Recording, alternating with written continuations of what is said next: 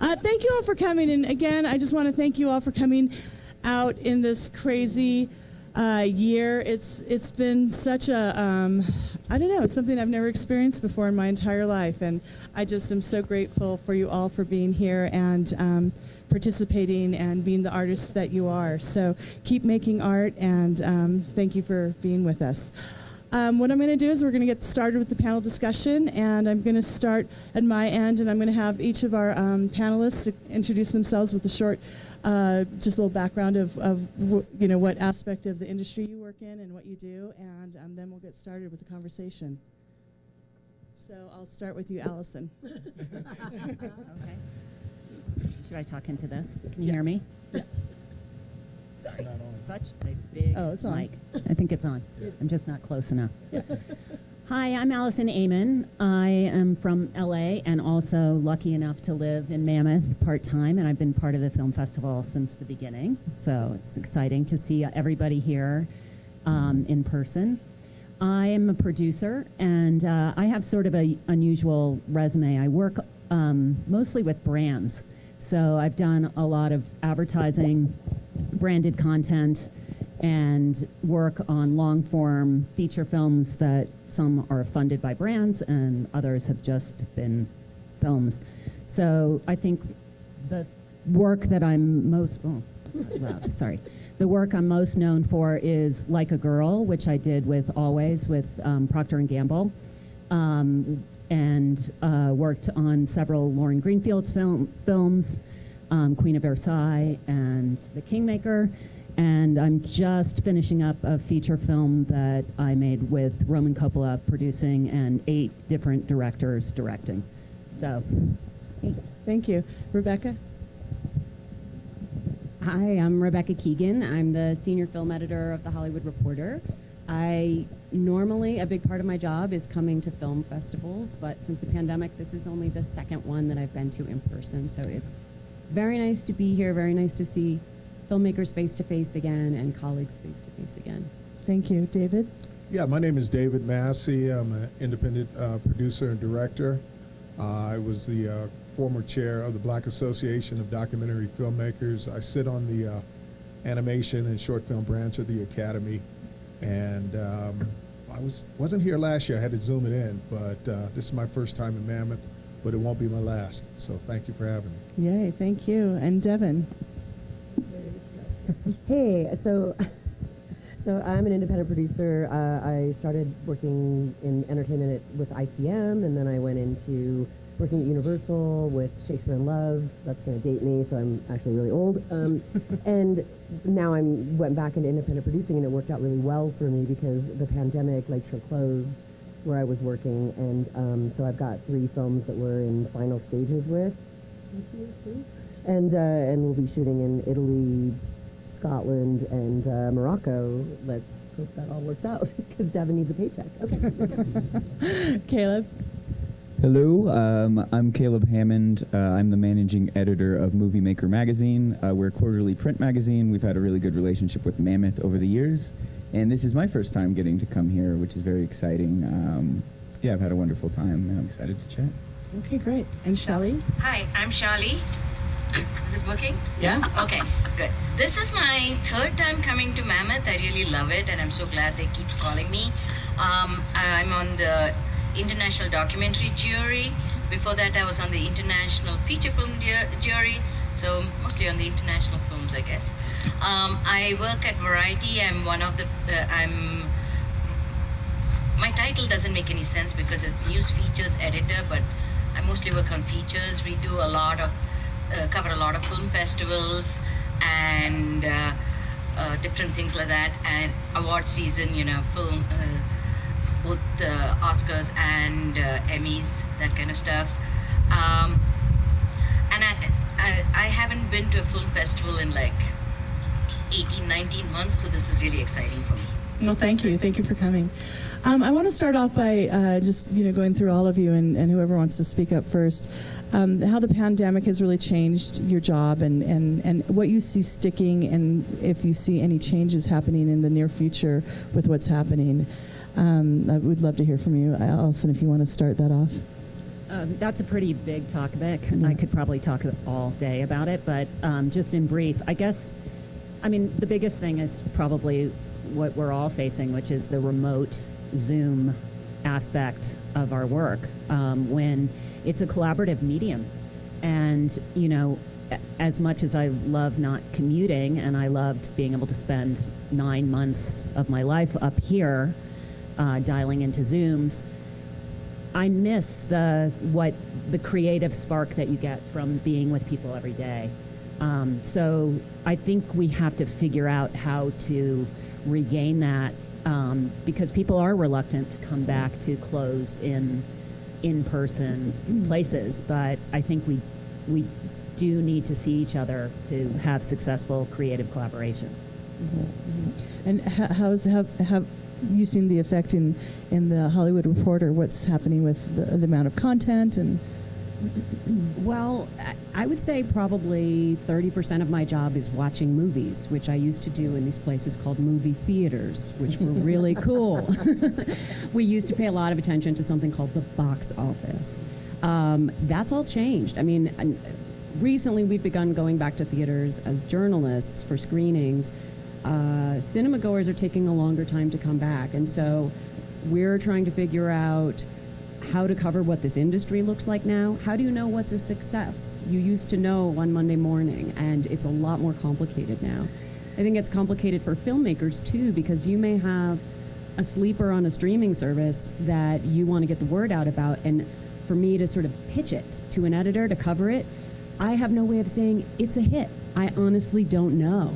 So it's changing the way we kind of evaluate success in the industry. In some ways it's great. A lot of smaller movies are finding audiences, but how to tell that story is getting a lot harder. Right. David, how is it affected in your realm? Well, I shot 3 productions during the pandemic, so I don't think I'm going to say anything that's Congratulations. that a lot of these filmmakers are encountering. It's the COVID testing. It's positive results, and when you're an independent filmmaker, you're operating on a shoestring budget, so you can't afford to shut down, especially with your main actor or your cinematographer. So that has been a struggle. And then on the Academy side, they used to differentiate between television and theaters by requiring that you had a 7-day run in the theater to be eligible for Academy consideration. Due to the pandemic, they have relaxed that, so now you can do a VOD or you can do streaming, and that will make you eligible, your film, your short, or whatever genre you're in, for Academy consideration. Great. Devin? You're doing a lot of stuff overseas, so how do you see that transition? I think that's an interesting sort of place to sit. It's like I'm not doing this place up. I'm going to help you out here. You're the best. Thank you. Director, look at you. I'm just a producer. I don't direct, so good job. Thank you. It's been weird because, Italy, I think it's a moving target, and that's what we were experiencing in the beginning of the pandemic, is that, our bond company, Film Finances, was, one of my good friends, she's like, we're not going to cover COVID. And I was like, well, what the fuck am I supposed to do if you're not covering COVID? That's the first big thing. That right? was the first F-bomb. Oh, thanks. Sorry. Aren't the kids in their own screening right now, though? Yes. Keep going. Sorry. Sure, you invited me back. You know what you're going to get. Anyway, so it was this weird sort of thing where we're talking to everybody who's sort of, and I'm making, my budget range is like a 5 and under, right? So 5 million and under. And so we're trying to figure out in every country what's going to happen. And so we've got like all these different, like I said, it's a moving target, and we're hoping that there's going to be sort of, now we can get supplemental insurance, but we talked about this at our table where it's like 10% of your budget now has to be COVID. So your contingency used to be 10% so that you could like have any of these unforeseen situations. But as an independent producer, an extra 20% of your budget being like just in case is really not where you can sit. Like you are a shoestring budget. So it's a very, again, I'm hoping that things are going to get, I'm hoping that the whole world gets vaccinated and we can actually have a safer place to sort of work to keep everybody safe. But again, you're just trying to follow the new rules. And so I don't think it's a big a big deal. It's just another rule. It's like you have to follow WGA, you have to follow DGA, you have to follow SAG. So now COVID is a new rule, and that's messing up our whole financial model a little bit as an independent producer. So, Caleb? I think for Movie Maker Magazine, our audience is primarily like early career aspiring filmmakers, and so for our coverage during the pandemic, it was really this balance of like, how do we cover COVID-related things without, everybody got the COVID fatigue. You don't want, an issue that only covers like how COVID compliance, all that stuff, where it's not evergreen and, you never go back to that issue. So it was always kind of balancing, more practical filmmaking stuff with, covering the period that we're in. I mean, I think what's really tough for independent filmmakers, as Devin was saying, is like, well, also the networking aspect, that we really encourage with our readers. And like, a big part of having a film is going to a film festival in person and meeting people and talking and like building relationships and going to screenings in your city and all that stuff. And it's like just really difficult for independent filmmakers when that just doesn't exist, like how do you network in a virtual film festival? And so I think that we've been thinking a lot about that over the last, year and a half, however, like how to encourage independent filmmakers, because it is so hard to make a film and it is so expensive, and we want them, not to lose faith. How's it gone down at Variety, Shelley, with... Well, last February, when it all started, late February, early March, initially all our stories were about, South by Southwest has been cancelled, such and such a film festival has been cancelled, and my department, our sections were all about, this is happening at this film festival, these are the people who are going to be coming, these are the honorees, these are the films, talking to filmmakers, and suddenly, that is not happening, there's no advertising, so it was like a lot of the stories that we were planning on doing, we couldn't do, and there was a little bit of fear initially, like, because we heard about so many colleagues being let go and publications closing down, there was some fear for us that that would happen to us too. And we're working from home, but we had to come up with things to fill the magazine, because the managing editor came and said, your department provides like X number of pages, and so now that COVID's happening, and even though you're not having those sections, we need you to fill 10 pages in the book every week. And so we had to go back and just come up with things that we could put. And initially it was like, yeah, these films all got postponed, but in the summer you will see Wonder Woman, you will see this, you will see that. And then, I look back at it like, wow, we were so naive. That never happened. Fortunately, nobody called us on it, but... How do you all feel? Oh, I'm sorry. We pulled through, so...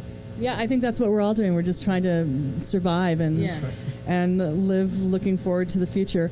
With distribution, it seems like with Netflix and Amazon and now all the other streaming platforms, you think that there wouldn't be enough content, but it almost feels like there's a backlog. And do you have any advice on to the filmmakers of how to push through that and what to do? Do they need to get more press, towards their film, or should they be pounding the pavement to get connections at the different platforms?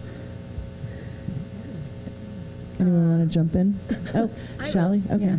We've been, my coworkers and I were talking about this, and honestly, the best thing for them now is there's social media, and you can promote your own films on Instagram Live, on TikTok, on Snapchat, those kind of things. You see, even like Edgar Wright, he promoted Last Night in Soho, not really by himself, but he got everybody else to say, what a wonderful film this is. Everyone needs to see it, and how I love this. And so, you have not just your stars, but their friends and family and everyone to come and talk about the film. And you don't need the press to say anything, because these are real people who are saying, this is a great movie, I went and saw it. And so, you can just not worry about the press and get it done yourself, DIY. Yeah. Allison, were you going to say something? I don't know if I feel like there was much of a backlog. We were just shooting in the last month and a half. I couldn't even find crew. So there's definitely, I think, peaks and valleys to what's happening in terms of the industry. And right now, it's like going gangbusters. Will it get shut down again? That feels like that may happen, but I feel like there's a lot of material out there. That being said, I think you just have to really be specific about where your material would work the best and then work that angle. And I think that's kind of probably the biggest thing that I can say for filmmakers. It's like I'm like my what I always say is like just make your film, right? But I mean I think that knowing where you want to work smarter, not harder, right? And so and we all have relationships with different companies, and we know what you're not going to send to a specific company because it just doesn't fit their model, right? So there's that, and Netflix and I mean, all of them are a little different, but they are tech companies at the end of the day. They're not, film companies, and they're trying very hard to be a film company, and it's super by the numbers for them, and they like Apple right now is like they want marquee talent, right? So you're like, oh great, well if I'm Reese Witherspoon, I can get any, but Netflix is like, well, what's your package?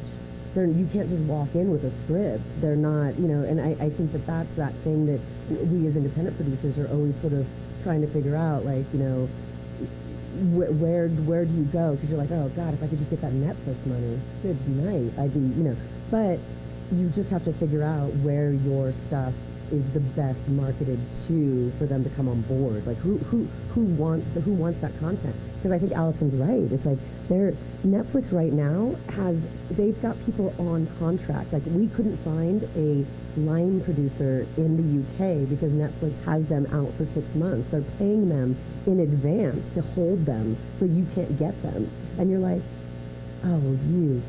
and but then you can't be, like I'm like, oh great, this line producer has a freaking job for 6 months. Yeah. So it's just find who wants your content and who is the right person to pitch. And I know that's tough to say if you don't know what everybody's looking for. For scripts, I mean, do you see kind of a shift on how to kind of get attention from production companies or from press or anything like that on the script level? Well, I'd like to make a comment back on just talking about trying to find your voice or your film to get some type of attention with this glut of films, if you believe that. I produced a film with these first-time directors. It was called Where We're From, and it chronicled the hip-hop movement in the 90s in LA and how they were able to get a lot of press. In their film, they had a piece where Eminem had a battle with this local guy in LA and lost. And then a month later, he signed with Dr. Dre.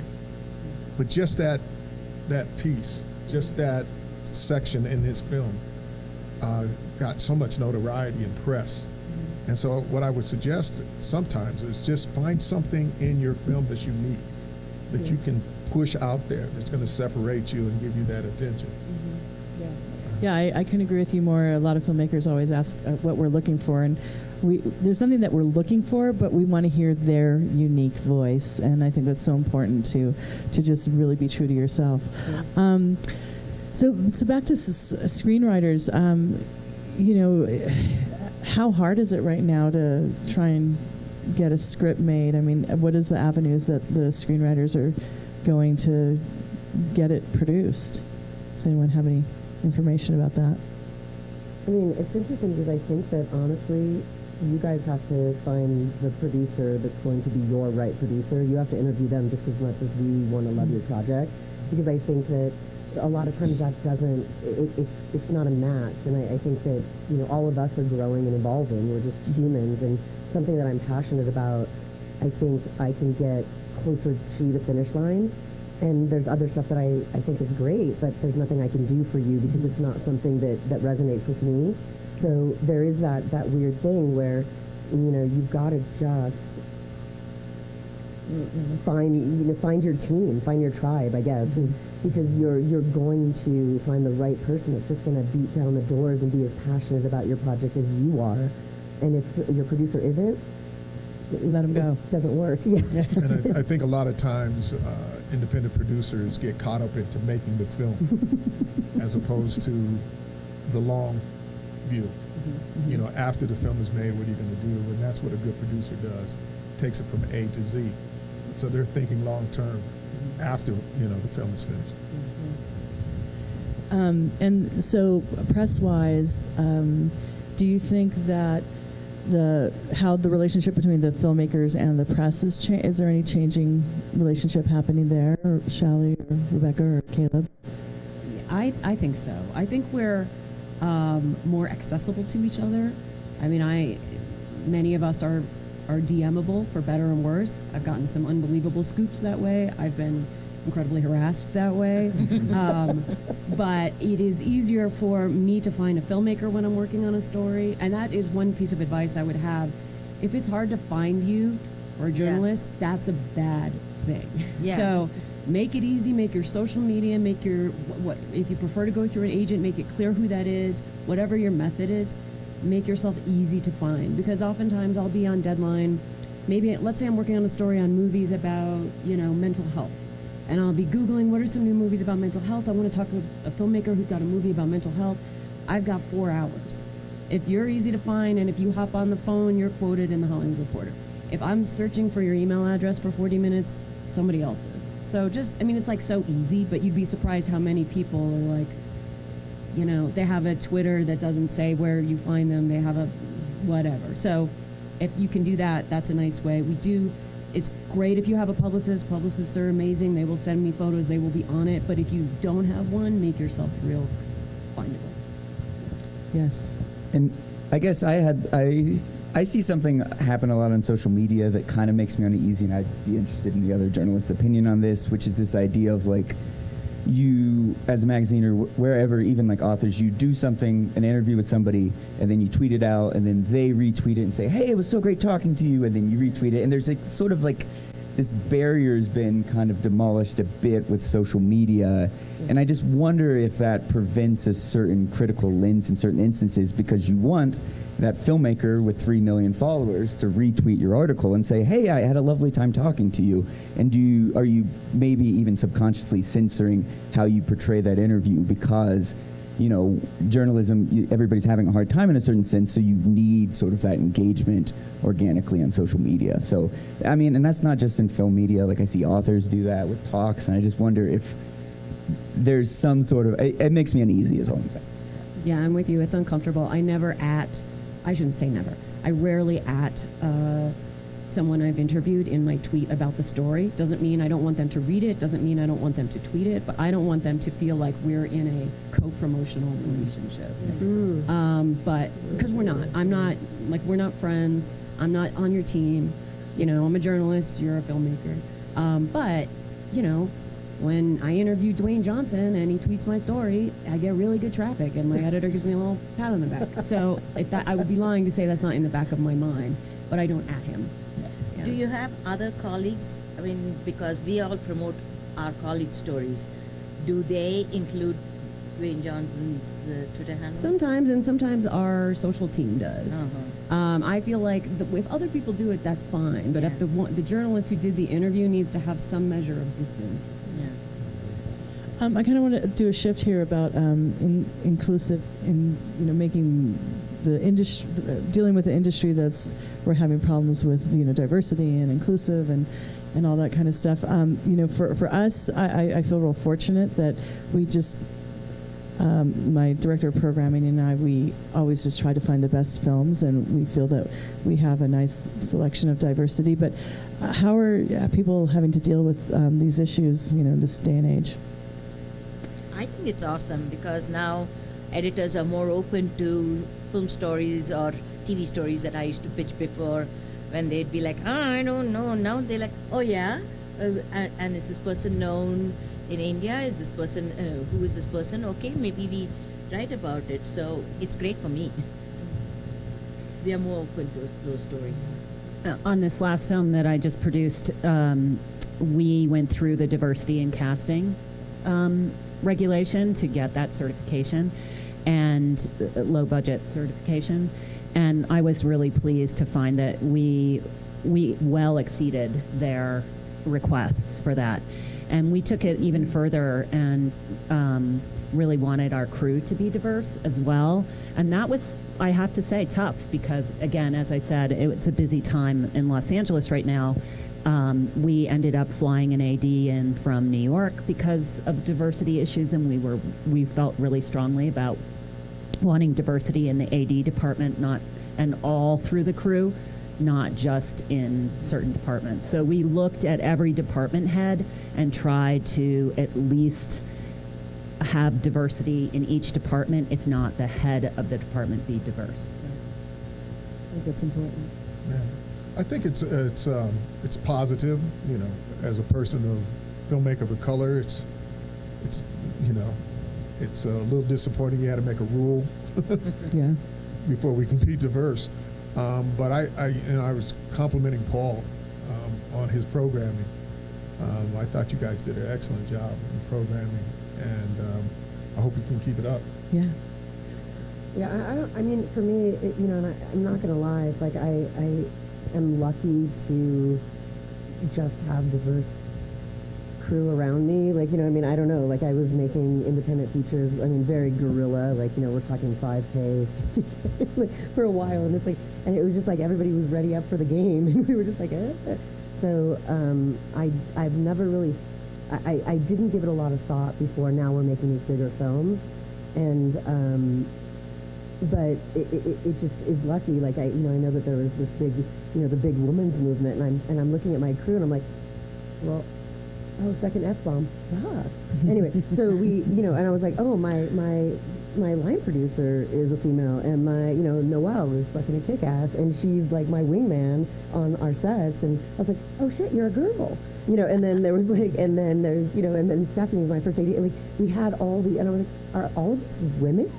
That's weird, and then, it's just, I think if you're an inclusive person, you're going to find inclusive sets, because there's so many people.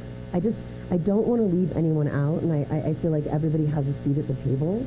And for me, it's like just the best person for the job, and I think that I'm super afraid of mobs and, cancel culture. I'm kind of afraid of like, wow, am I not doing service to a project that I loved and I want to make it, and it's about a black female's journey, and I'm like, are they going to come at me? And then you're like, no, but this film needs to be made. And so I think just make the films that speak to you, and if it's your truth, then it's not going to matter. Like, everybody's going to stand behind it because it was actually authentic. Just don't plug the holes because you're trying to meet a standard. You know what I mean? I agree with you completely. I was talking to one of the filmmakers. There they are about their film Social, which is playing today. It's playing today, right, at 5? Yeah. Oh, look at that plug. But that's what I love about their film is I don't feel like it's a black film. You could have had Asian actors. You could have had white actors. You could have had Latin actors. I think the stories need to be universal. And what other ethnicity is playing that will speak to everyone if it's a universal story. But I think from my point of view, I think the talented people of color and women always existed. Mm-hmm. Yeah. And I 100%. Think that, it's not a case of plugging in the holes with somebody who's not qualified. It's making the industry aware that there are qualified people. For sure. And I think that that's the win. I mean, I think it's great to, work with people who are really talented, but I also think there's room for looking around at who you're hiring and making sure that you are representing other people's stories. Yes. Especially as a white woman myself, I'm not making a story about me, and so it's really important for both the crew and the creative people who are working on the project I'm working on to be represented, all the way through the film, even in places that you don't see necessarily on screen. And so I think it can be pointed.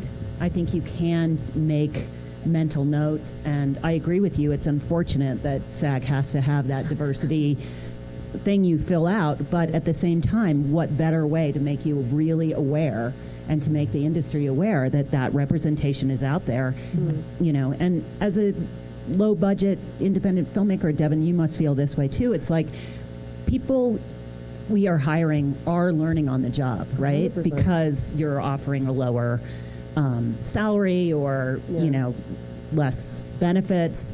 So it's that in and of itself is a great opportunity to allow people to grow in positions and to give them their first or second opportunity on a film. And that's probably, Allison, you're right. I mean, that's probably one of the best things that you can do, because I think on the ground learning is 100% better than film school. I'm not going to lie. It's like if you've actually been on an independent set, you're like, I don't know what the hell is happening right now. Like it's so, there's so many problems. And you're right. It's like, you bring people in and you're always asking people to step up, right? You've got a PA, and then all of a sudden my PA is now my props person, because I'm like, well, that person just didn't, that's $100 a day, so nobody's in it. And so you're always raising people up.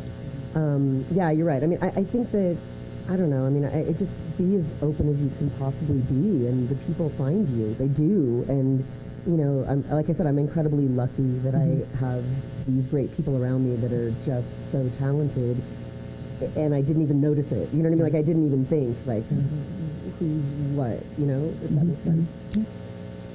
Yeah, totally. I mean, part of the reason we have some of the problems we've been talking about is the single-minded focus on opening weekend box office, which has increasingly limited the type of films that get made, the people who get to make them.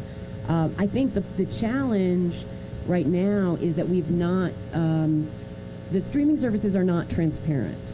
So they are not releasing, as the traditional studios do, a list of, I can't go on there and find out how someone's film is doing, like I can go on Box Office Mojo. There may be a super interesting story to tell about this film that slowly built an audience. Maybe there's an interesting demographic group that discovered them. Maybe it's a film that's huge in Korea and it's a cool story. Why? I have no idea. And I'm busting my butt trying to figure it out. So I'm talking to producers who will say, you should hear about my film. You wouldn't believe, and I have to kind of go by their word, which when you're trying to pitch a story to be in a major trade publication, a producer's word is not enough. I need metrics, I need data, I need hardcore information. So to the extent that filmmakers and their agents and their producers can get more data about their films, it doesn't have to mean that your movie is The Avengers. It's just information that you can share and say, you might find this interesting. My movie played a whole bunch of film festivals in Africa, and it's a gay movie, and a lot of people came in countries where that was a really scandalous thing to do. That's an interesting story. By the way, that was the story that Dee Reese told me about Pariah, her movie. She was like, you would not believe the countries where people are going to see Pariah. They're countries where to be gay is illegal. And that was fascinating to me, and I was like, we should write about this. So just the point is, you're absolutely right. Box office is a totally weak measure, but I need some other ones.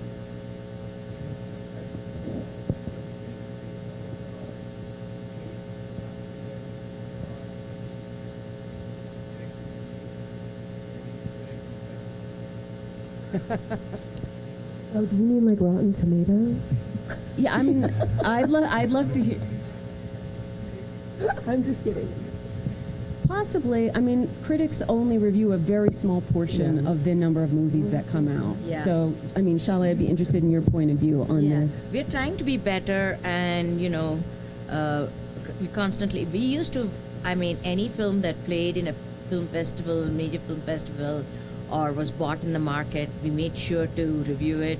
I would say like until 2009 or something, every Oscar international film was reviewed, and we're trying to get back to that. But our publication was decimated in the Great Recession, and the pandemic didn't help. And so, the new owner, Jay Pensky, is trying to bump that back up so that, we get more people to read us, because internationally, if you get a bigger audience, that's also great for us. And I personally keep pushing for it because A, I love international films, and B, I feel like, when I'm doing Oscar international film coverage, it really helps that I can link to Variety's review of that film. So, but, I don't know. How about Hollywood Reporter? How much? The challenge is we've lost a huge percentage of our staff. Shalai and I are owned by the same person, Jay Pensky. We were bought during the pandemic. We were bought before. They were bought before us. it's not a boom in business journalism. So every critic that is, they are writing as fast as they can. There aren't a lot of them. So getting your film reviewed is great. It's hard to do, I think, a lot of times for independent films. So that's why I point to some other ways that you can sort of build a story around your movie. If you get great reviews, that's awesome. In addition, or in lieu of that, there are kind of other ways to story tell about your movie that make it something fun to write about, something that might be differentiated in the marketplace. Yeah. Well, and the model is changing, right? Like, I mean, for independent producers, we used to spend, it's like an 80-20 model for financing, and that's just being broken right now. So, and what I mean by that, if you guys probably already know this, but it's like, so we're trying to get tax incentives, we're trying to get all this soft money, and then we have only a 20% equity piece that we need. So that's what we're kind of looking at, and you always have to sort of protect the budget with the sales. And so now foreign sales are not what it used to be. So we're all trying to help everyone, like educate everyone on like, this is not the model. And when I was at Lakeshore, it was they just had it because we were owned by somebody who financed everything. So we could green light stuff in a heartbeat. But as an independent producer, you're always trying to find investors that are willing to put money into your project, so they have to believe in your project, and then find where can you shoot it to where you get this sort of amount of money that's going to cover that equity to keep everybody safe. Because the last thing you want to do is lose money for the people that are putting actual money into your film. So, and again, this isn't a, like I made a $50,000 film. It was just like, my mom. You know what I mean? Like, you can do things in that sort of vein, but when you start moving into a larger sort of scale, and so now everybody on the independent side is going, what do I do? Like, how do I maneuver this? Because, and also, to be absolutely fair, my film that I've been trying to make for like 4 years now, there was no foreign market for a black-led film. There was no money. So you're going, okay, so I've got to figure out a financial model that doesn't include foreign, which is sometimes almost 50% of your budget is going to be a foreign model. And so you go, okay, so I found an investor that was like, I don't give a shit. We're going to put the money into your film, and we don't, so those are the things that you have to sort of think about. It's not just, it always sounds really cold sometimes when I'm a creative producer, but you're going, guys, I just need to figure out how do we get this over the line, because I have to get it into theaters. I have to get you guys to see it, or nobody wins if it's just in a vacuum. Yeah, well, I was just thinking about the distribution. To me, that was fake news that that black films could not travel. I never bought into that, even though the gatekeepers kept saying that, because if you look at music, you look at culture, black culture, it travels all around. It's international.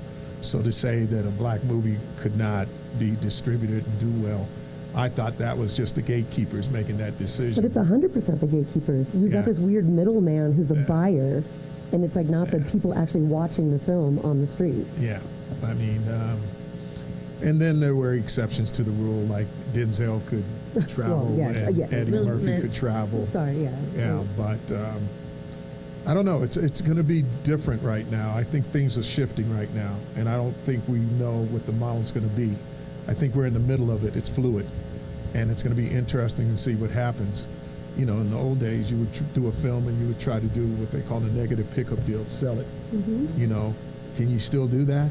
Can you do a film for $1 million and then go to a festival like Hustle and Flow that was done for $2 million, sell it for $6 million?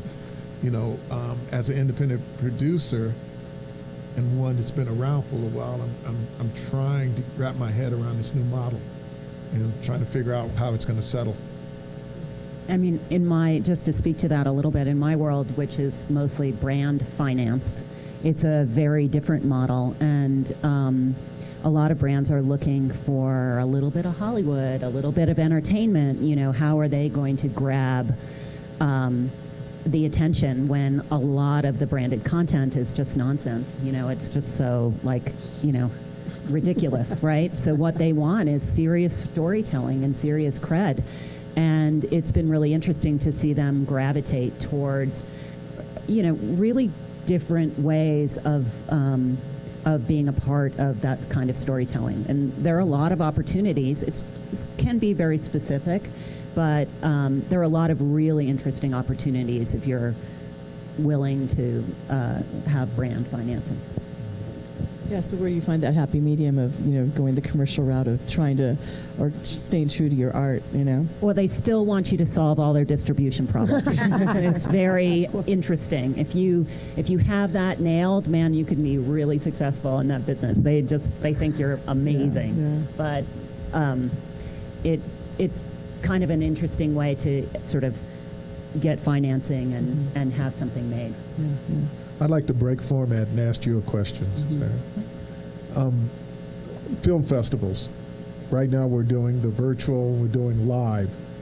Will we go back to a totally live festival, do you think, in the future? Well, there's some advantages with this virtual film festivals because you have eyeballs now on these films that are global now.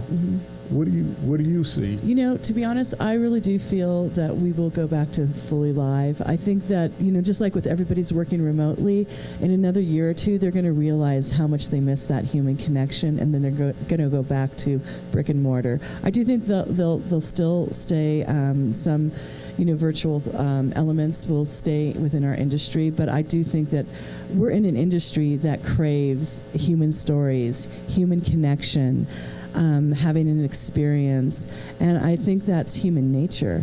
And so I truly believe it might take a little while, but I do think we're going to go back to that because at heart we're all human beings and need that connection and that creativity that we make when it's sparked out of a relationship of being with another human being, and you can't get that online. I was thinking about that in the context of the films that I've been lucky enough to be able to see while I've been here. And I don't think any of them could have been created or the stories be as meaningful if we were living in a virtual Zoom world. They're all about human connection and how people work together and create those relationships. So I agree with you. I like to be a little optimistic that that will come back to us soon. Well, the people that you meet at the festival, like you find the people that you want to work with, right? You just do, and people have this really unique voice, and I think we're all storytellers, so the idea that you want to just meet somebody virtually is so bizarre to me. It's like, I'm sorry, IRL, I really like it. Maybe I'm old, but I really do like in real life. And I think that we're not going to lose that because though I'm sure we could see a film and love it, but seeing a filmmaker's passion for what they're doing inspires us, and what helps us as producers to go out and be just as passionate about your feature when we're talking to other people. You know what I mean? It's like it is that. We're only telling human stories. We're not. You know what I mean? And it needs to be experienced live in person. It's being in a room with people, having that one experience together really creates an energy that propels the world, and human beings in general. Okay, we do have to wrap it up. So I would like just each of you to give just one short, really good piece of advice. I would just say if you can quickly tell the story of your film, if you know how to do it, that's key, because you're going to meet people here, everywhere. They'll have that question for you. Be able to do it, even if you've got to practice on a friend. Yeah. I tell people that all the time. Oh, I'm going to take it back. I've got one. I was telling these guys at dinner, you never know where your opportunity comes from. So be open and friendly and meet as many people as you can. I myself had an amazing opportunity happen when I met a filmmaker here several years ago that I never would have had if I had been closed down. Yeah, I don't have any advice. I would just say I'm so proud of filmmakers that we battle to tell our stories, and a pandemic couldn't even stop us. So keep up the good work. Beautiful. Go on, following that. Yeah. Bullshit, man. No, Stop that.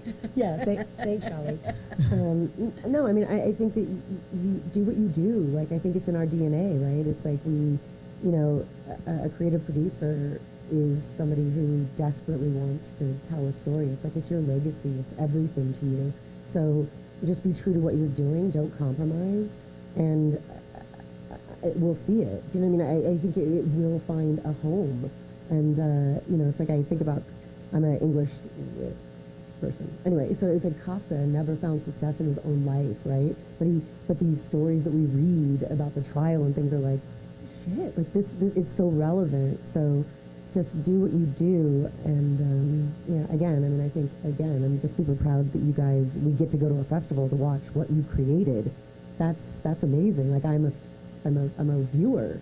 I want to see it. Mm-hmm. So, yeah, you guys should applaud yourself, seriously.